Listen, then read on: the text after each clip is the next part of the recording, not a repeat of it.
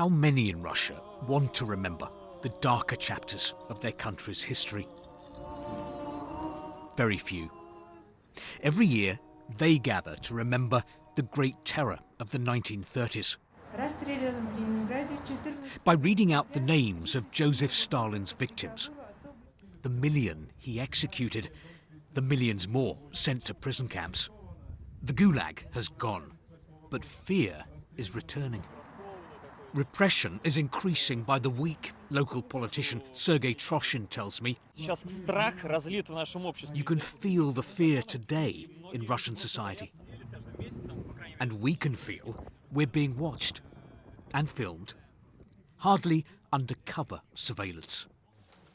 For critics of the authorities, there are consequences. University lecturer Denis Skopin has just been sacked for immoral behaviour. He'd been arrested for protesting against mobilisation for the war in Ukraine. He'd spent 10 days in jail. But look at the send-off his students gave him on his last day at work.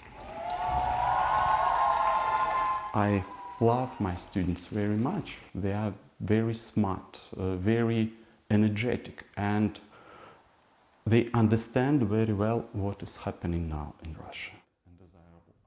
Denis says that many of his colleagues, academics and scientists, have fled Russia. Russia is losing the best people now. The most educated, the most energetic, the most critically thinking people are leaving the country. Do you think that a country that doesn't have great scientists, internationally renowned scientists, has a future?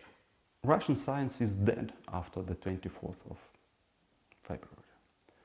And a country without science has no future.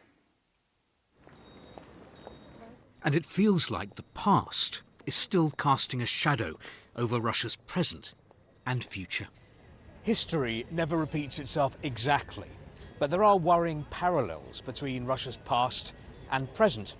Under Joseph Stalin, Soviet citizens who fell foul of the authorities were often labelled enemies of the people. After invading Ukraine, Vladimir Putin vowed to cleanse Russia of what he called traitors, scum, and the fifth column.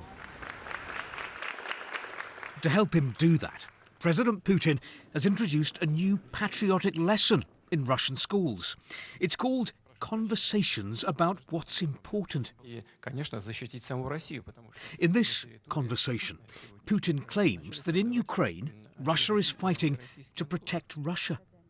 Critics call it indoctrination. There are children who just believe, they open eyes and they are ready to believe in everything. And that is very dangerous. Because if there's one thing Russian history teaches us, it is this: that if you believe in everything a leader here says and does, without question, that can have tragic consequences. Steve Rosenberg, BBC News, St. Petersburg.